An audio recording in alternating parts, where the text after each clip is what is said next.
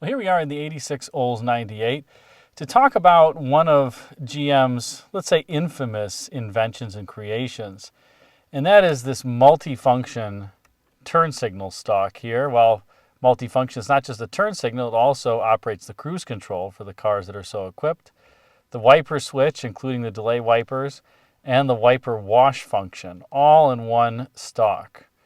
I believe that this was introduced in the 1981 X cars, and it rolled out to pretty much the entire GM lineup, and it was used in various forms all the way, to be honest, even today. My 2021 Silverado has a, I would say, slightly modified variation of this, where I'll show it where there's a button to push for the windshield washer, but you twist the outer portion of the stalk for the wiper on that, and the cruise control is also on it too. So this was something that, in previous cars, the wiper switches were often on the dash over here on the driver's side. And in some cases, even cars like the 1995 to 9 Oldsmobile Aurora, they had a separate wiper stalk over here. By the way, the Aurora had a really interesting wiper stalk in that down was to turn the wipers on, up was to turn them off, and the mist function was up. It was the opposite of all the other GM vehicles. But this was maligned for so many years by all the magazines, just like the fact that they didn't like the handling of these cars and wanted everything to be a sports car, which they got their wish. Everything kind of drives like a sports car now, for better or worse. But this was maligned, and I got to be honest, it's something that a lot of people had trouble with, but I don't find it troublesome at all. I forgot it also has the bright light function. You pull it back for bright lights. So just to go over the functions, this car has all the options that would be associated with this multifunction stalk. And the bright lights I just did here, you pull it back once to engage the bright lights, pull it again to turn them off. This superseded the floor switch, although you could pull this back for the bright light dimmer also as early as the 73 Grand Am, and the Cutlass Salon had that up here, as opposed to being on the pedal on the floor, or the button on the floor.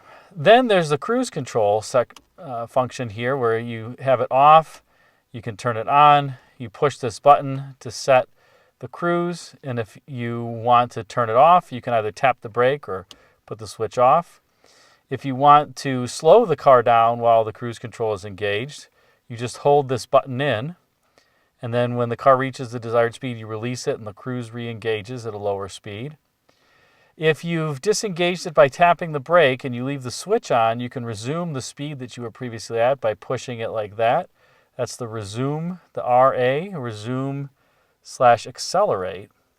And if you want to accelerate, you just hold the button in like this, and the car will accelerate, and then you release it when the car has reached the desired speed. So that was something that was nice. A lot of the cruise controls of the era, you really didn't have an accelerate feature. Cadillac did.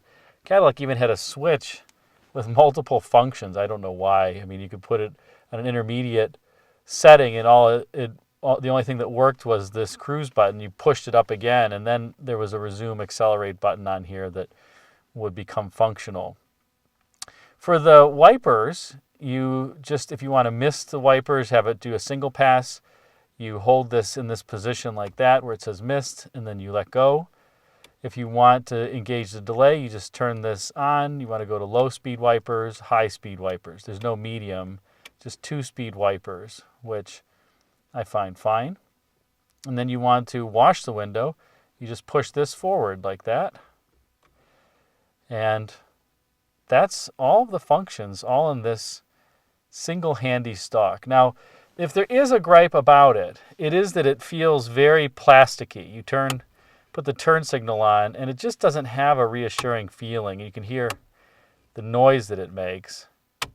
It's just doesn't sound overly high quality. Even the bright light dimming noise doesn't sound overly high quality. And sometimes these canceling cams are a bit fragile. People, for whatever reason, when you turn the wheel and you have this down, there's 2 positions after which it'll cancel the turn signal. There's one that's, just immediately. I'll start the car up here. and you can hear it. So if I put the turn signal on, you can hear listen for the click. There it is. So that'll cancel it, just that little bit. Or I can go there, and it'll cancel it sooner. So there's two positions to cancel the turn signal on these. And for whatever reason, people, they're sitting at a light, and sometimes you're making a left turn or right turn. You relax the wheel a bit, and it'll cancel the turn signal. People would hold this on, and it would break the plastic pieces. Why people would do that, I knew somebody who would do that will go unnamed. And I kept telling them, don't do that. You're going to break the turn signal. Just reapply it. So that's the best news that I can tell you, or the best advice that I can tell you is don't hold this on in the on position while you're trying to turn. These also have the flash to pass features, meaning that you don't have to engage the turn signal to have it operate. You can just hold it down like that in either position, and the turn signal will activate. So, like I said, a variation of this still exists on GM vehicles today, and it's still around. Much maligned piece. It was ubiquitous in GM cars. Other thing I'll tell you is if you're trying to figure out if a car is low mileage or not, an easy way to tell is often if this lettering is worn off, because people often put their fingers here to rotate the stalk and engage it, and on cars that have higher mileage, you'll see that this lettering is gone, whether on the wiper side or if it had cruise control on the cruise side. So some people look at the accelerator and brake pedals on these cars. This is another way to discern if that's true. So thought you'd enjoy that little feature on what is one of the most maligned elements of GM history. And Ford didn't really have this, but they did have kind of European style in some of the late 70s Fords. You would push in the turn signal stalk and the horn would honk. There wasn't a horn pad, so to speak, or buttons on the horn. It's very European. You pushed this end in and it would honk the horn. People hated that, so they got rid of it after a few years. General Motors never did that, and Chrysler never did it, to my understanding. In any case, hope you enjoyed this video. Another comfy day. I love this. Whatever happened to these rich interiors, especially the cloth interiors? I mean, look at this velour. Just wonderful. The door panels are rich. Everything soft touch, carpeted, velour. Yeah, it has faux wood grain, but it's an expensive interior. And unfortunately, the subsequent generation of this car, the interior wasn't as nice in my opinion. But, oh well. Can't have everything be perfect all the time. Until next time, thanks again for watching. Let me know if you like these videos, and take care.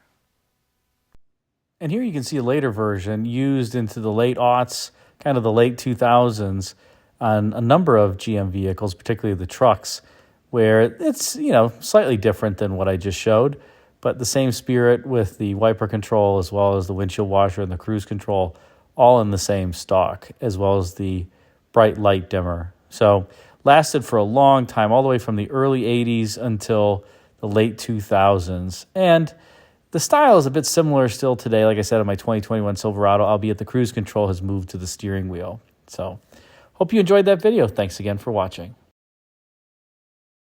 Thanks again for watching this video. If you enjoyed it, please be sure to like, comment, and subscribe. Till next time, check out the video thumbnails at bottom left and right for some suggestions for you.